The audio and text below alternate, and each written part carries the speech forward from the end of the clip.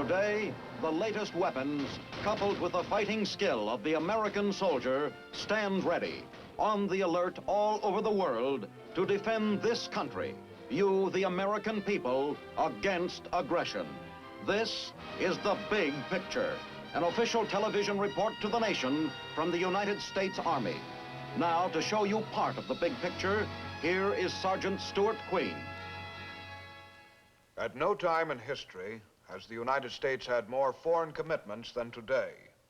Through NATO, CETO, and numerous other alliances, we are pledged to take defensive action in case of aggression in most areas of the world.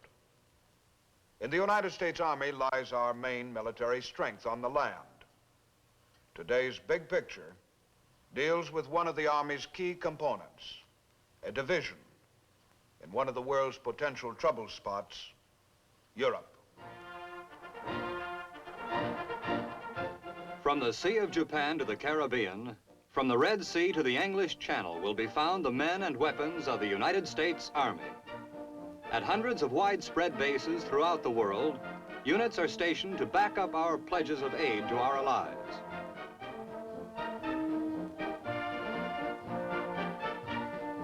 The United States, being a democracy bound in alliance with other free nations, cannot strike over any frontier in attack. American divisions facing armies of dictatorship must be prepared to join battle on the defensive wherever an attack may come. At war's end in Europe, 1945, United States and Soviet armies met in central Germany. Germany then lay shattered, its cities gutted, its industry a shambles, its government non-existent. American servicemen found a national graveyard. But like the phoenix, Germany has been reborn from her own ashes. The Germany the American soldier sees today is a nation rebuilt, re-energized, prosperous, and hard-working, producing more goods than it did even before the war. This recovery was not achieved unaided. $4 billion of Marshall Plan funds helped immeasurably. Because of this transformation, America's role in Germany has altered too. The job of conqueror and occupier has passed into history. We no longer govern the Germans. They govern themselves under a democratic regime of their own choosing, at least in the western half of the country. The remainder is communist territory. But by no stretch of the imagination can it be said that recovery has been complete in the Federal Republic of the West. The scars of war still serve as reminders. Also, prices are high. A big hindrance to recovery, the Iron Curtain. The constant influx of homeless, jobless refugees from the communist territory adds a heavy burden to the economy of the West. The flow has been long and steady. Then, too, the communists frequently resort to economic blackmail. The notorious blockade of Berlin is but one instance of attempted strangulation. America's response was positive. The airlift was expensive in material and lives, but it saved thousands from starvation and left no doubt in the minds of all Germans that our intentions were just, our desire to help them firm. For a time, the communists too were convinced. The blockade was lifted. But periodically, through barge and trucking barriers, the communist rulers have harassed the West. Backing them up are the hordes of the Soviet Red Army, the largest standing force of men in the world today, a constant threat to peace.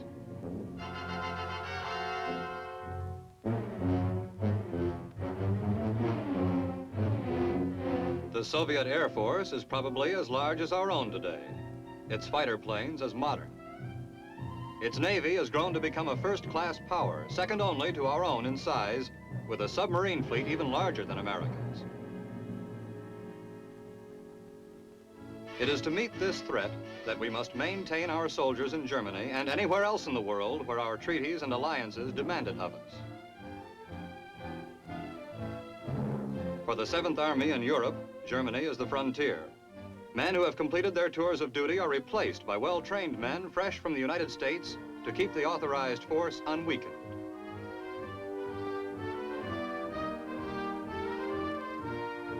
The 2nd Armored Division is a key component in the total strength of the 7th Army. Privates Buchek and Byrne, replacements fresh from the United States, are entering a strange and foreign world, but which at the same time is a familiar one.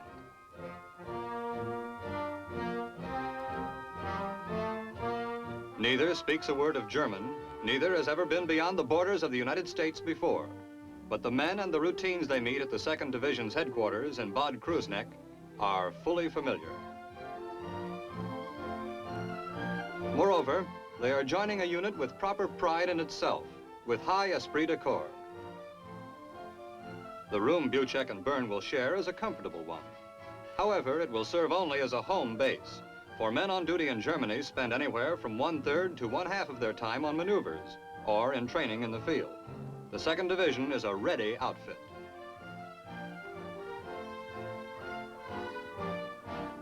For the replacement, the transition from home to foreign service is made smooth by customary Army routine. Private Buchek is a specialist, a tank gunner. He is acquainted with a wide variety of tanks and weapons, but his job now will be to know one particular tank inside and out.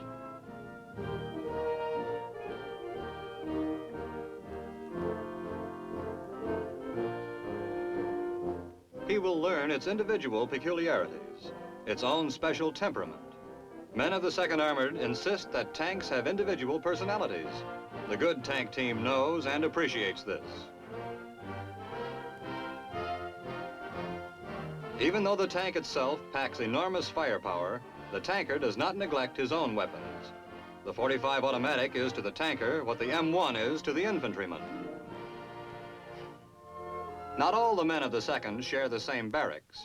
Many of those with families live in apartment buildings in totally American communities. Throughout Western Germany are more than 300,000 Americans, the largest American population outside the United States. The needs of a soldier's wife and children are met with special facilities, just as his own needs are met with top weapons and equipment. Servicing the civilian requirements of the defenders of West Germany are all the stores and gas stations which would be found in a typical community back in the United States.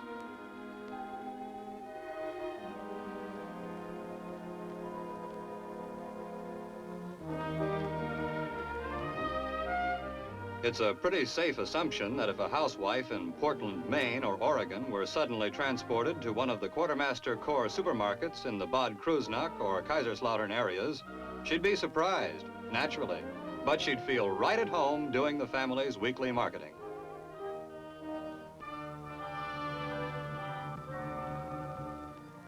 Of course, not all the housefraus in the American communities started life in the United States.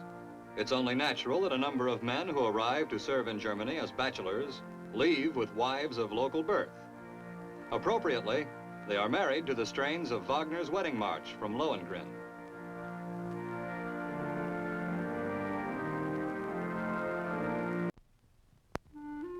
It's also natural that when the tankers of the 2nd Armored, or of any other outfit, receive passes or leaves, they set about seeing as much of this foreign land as possible. The average soldier is as avid a tourist as any civilian. This makes perfect sense. If a man is going to spend several months of his life serving in his country's defense while in a foreign land, it's only sensible that he learn as much about his place of duty as possible. In Germany, he has roaming ground that has been the joy of civilian tourists for generations. Every city, town, and hamlet is packed with historical interest. Many of the homes occupied even today were built in the years before Columbus set sail on his historic voyage.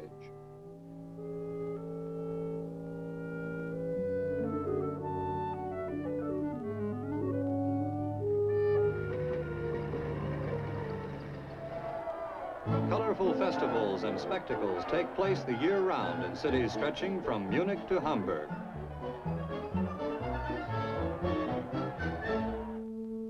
For the soldier with a taste for fine art, Germany's many renowned art galleries provide rewarding experiences. A tour here offers the viewer original masterpieces not to be seen anywhere else in the world. Germany and Germans have long played important roles in the history of the Christian religion in the Western world. For the tourist soldier, there are the magnificent cathedrals of Cologne and Ulm, or the simple but impressive mountain chapels of southern Germany. Here, perhaps the American serviceman on duty with the 7th Army can best reflect upon and appreciate why he serves where he does. From the outside, a church carved from a mountainside may not look quite like the familiar church at home, but the fundamental character of a place of worship is the same the world over, or wherever churches are allowed to exist.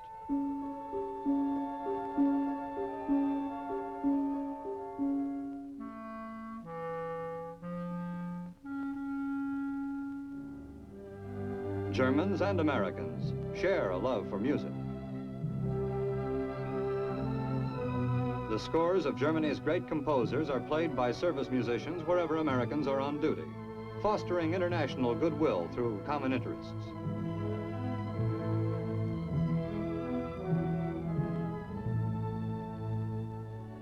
To some, it may seem like a busman's holiday for an off-duty soldier to pick up a gun or fishing rod. But the woods and streams of Germany abound with fish and game which are a constant lure to sportsman, civilian, and soldier alike. Familiarity between German civilians and American servicemen breeds not contempt, but friendship. Two sportsmen sharing a common interest and pleasure in the woods and fields of Germany may achieve more international accord than a dozen diplomatic pouches.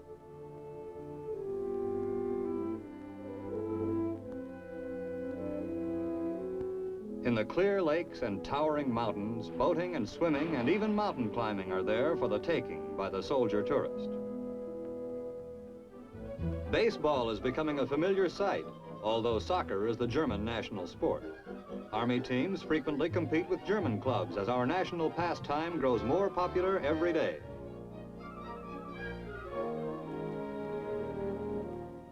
For men on leave less athletically inclined, rest camps are maintained by the Army at places like Garmisch and Berchtesgaden.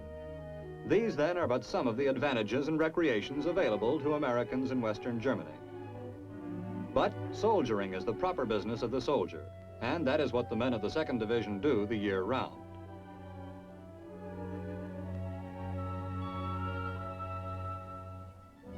The bulk of the division is on duty round the clock. To keep the men on their toes, maneuvers are secretly planned to be sprung on the division at a moment's notice. Constant readiness is the key word, for if West Germany is ever attacked, there's little likelihood of warning.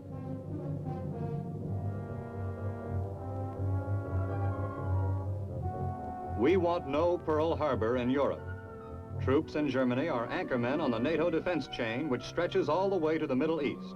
Laxity or weakness here would endanger the whole defensive network. Hence, when the maneuver notice is posted, the men of the 2nd Armored Division are ready to move. While they load their multi-ton vehicles for simulated combat, other units in the area are also preparing to play their parts in the maneuver. The tools of the 2nd run all the way from the .45 and a bayonet on the end of a rifle to the tank's 90mm gun. The ability to move this power fast is important.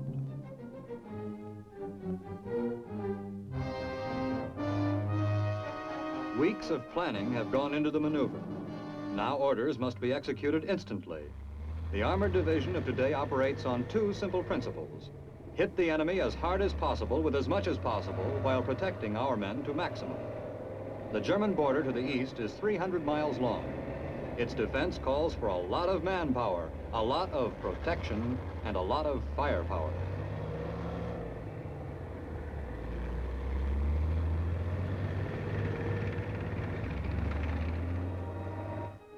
A short time after the maneuver notice was posted, the whole 2nd Armored Division is ready to roll from camp, geared for action. Among all the weapons being revolutionized for the battlefield of today or tomorrow, the tank ranks high, for the tank's intrinsic qualities make its survival possibilities in an atomic attack a good bet. Moreover, the tank is highly mobile, another quality that raises its stature in the atomic age. The sight of these lumbering monsters has become a familiar part of the everyday scene for Germans living in the area. But the spectacle never fails to bring out the populations of neighboring towns as the division rolls toward the maneuver zone.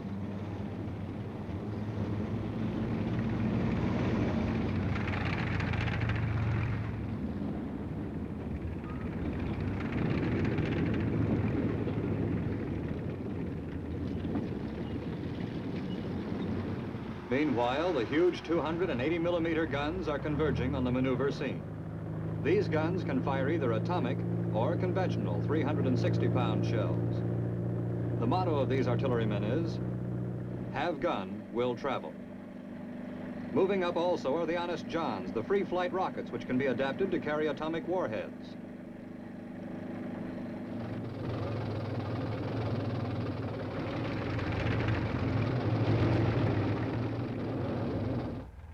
Never before in American history has a peacetime army been so strenuously trained. Men of the 2nd spend more than half their time in the field on maneuvers like this or on training exercises. Less emphasis is put on garrison duty than in years past, but a great deal more emphasis is put on the basic job of fighting. The woods are becoming as familiar as the barracks at camp.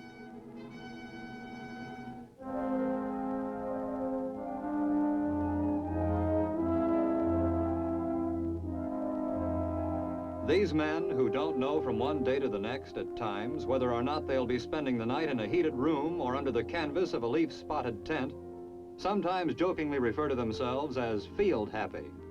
This observation contains 3 basic truths. The men of the 2nd know how to live in the field. They are half the time in the field ready to fight, and if the time comes when they will have to fight in earnest, they will find themselves in familiar surroundings, applying their weapons and training in the woods and fields they know so well.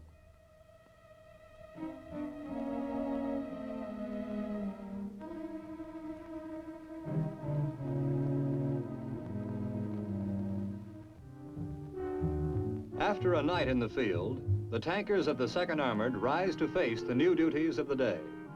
They are given no timetable on which to fight. As they go about their routines in the bivouac area, no one but the maneuver director knows when the simulated attack will start.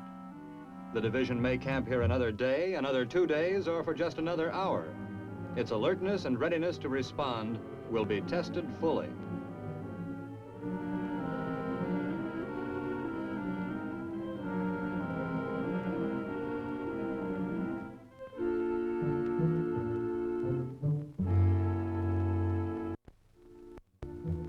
At the bivouac command post, the division officers study maps of the area.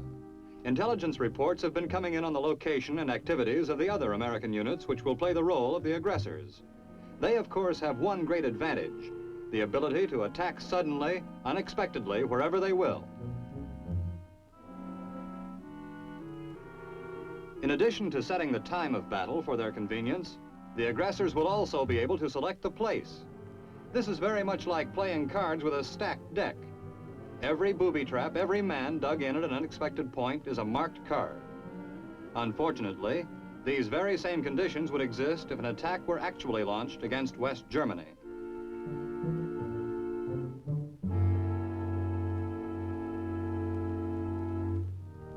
In as many respects as possible, the simulated battle conditions are made as realistic as possible. Just as they would be at a time of real alert, religious services are performed for men of all faiths. All pray God that such an eventuality may never be realized.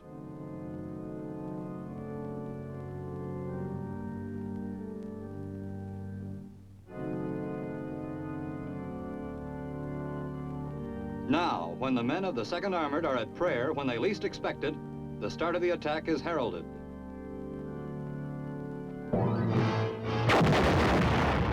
By the aggressors' atomic artillery. The defenders' reaction is immediate and lethal. The Honest John rocket is sent winging its way toward the heart of the enemy's forces.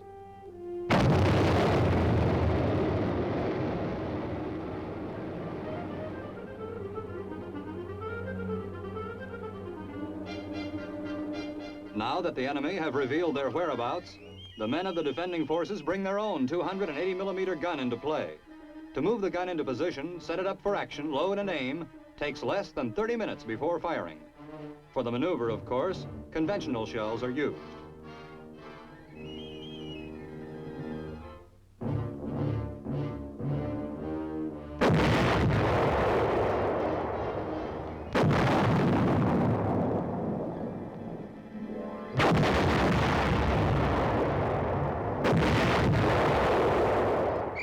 With the firing of the big gun, the enormous chess game has begun. The battle has been joined.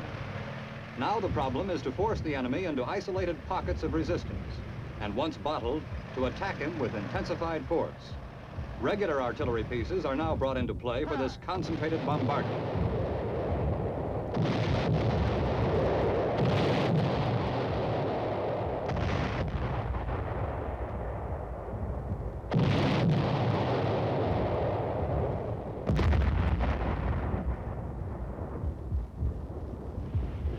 The aggressors had launched their attack against friendly troops garrisoned in the target town of Schwanberg, an abandoned village in the maneuver area.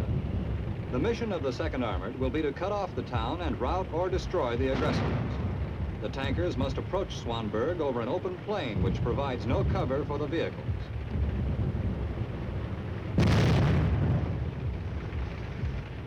Soon a position above the town has been secured.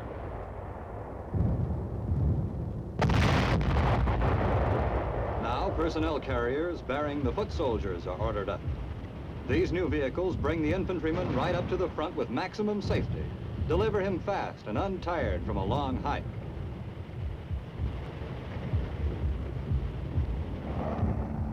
The combination of simulated atomic bombardment and conventional artillery fire has apparently reduced the town to ruins. But experience has shown that some of the enemy will survive. Until they are wiped out or captured and the land controlled, neither the battle nor the war can be considered won. This is the job of the foot soldier.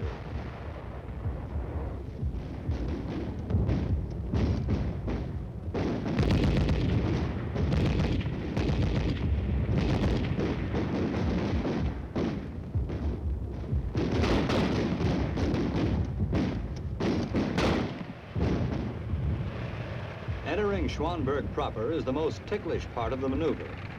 Overconfidence on the part of the officers directing the attack, underestimating the strength of the aggressors still dug in the town, could lead to costly casualties. As the infantry move in under cover of the protecting tanks, the individual units learn to operate swiftly and efficiently as members of a smoothly functioning team under battle conditions as realistic as possible. Here, the lessons of cover and concealment are instilled forcefully. The wisdom of taking advantage of existing obstacles is learned through experience.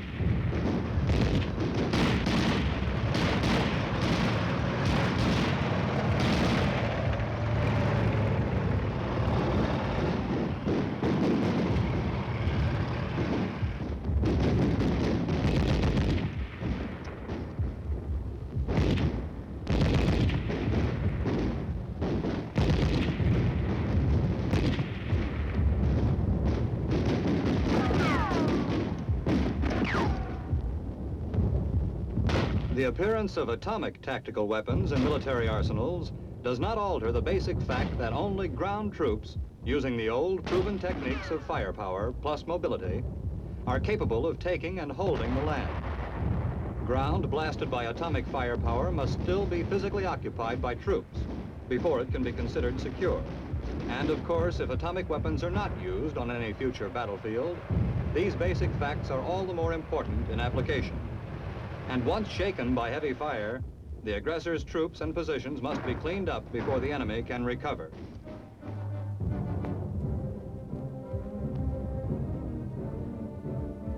Even after the battle, the enemy's troops are a continuing problem. Those who have not been wiped out must be driven into the open and disarmed.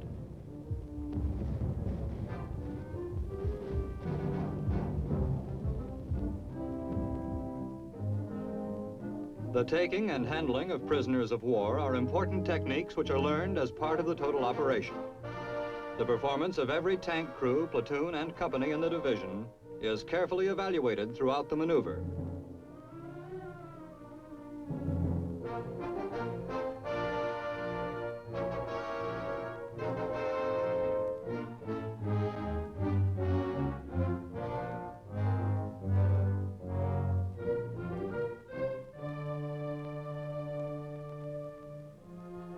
Mistakes made now can be pointed out and corrected before a later slip-up, which might prove fatal to an individual, to the division, or to the 7th Army's strength as a whole.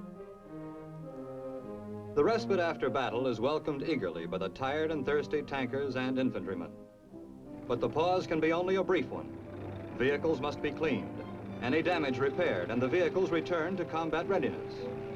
No one knows when the next surprise maneuver will come, or a real battle, should the communist forces of the East decide to annex the new Federal Republic by force of arms.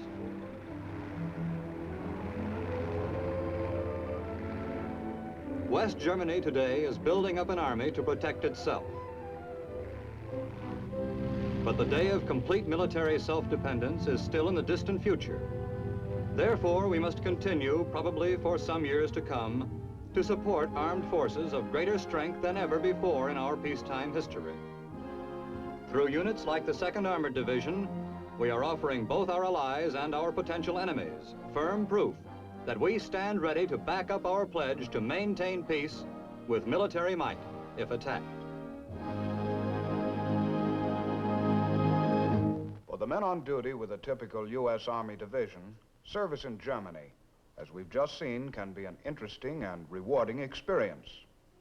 But more important, their very presence west of the Rhine has undoubtedly brought rewards to every American citizen in the past by helping to safeguard our national security at home. Moreover, we hope their presence will continue to bring the same rewards in the future. Now, this is Sergeant Stuart Queen, inviting you to be with us again next week for another look at your Army in action on The Big Picture. The Big Picture is a weekly television report to the nation on the activities of the Army at home and overseas. Produced by the Signal Corps Pictorial Center. Presented by the United States Army in cooperation with this station. You too can be an important part of the big picture. You can proudly serve with the best equipped, the best trained, the best fighting team in the world today, the United States Army.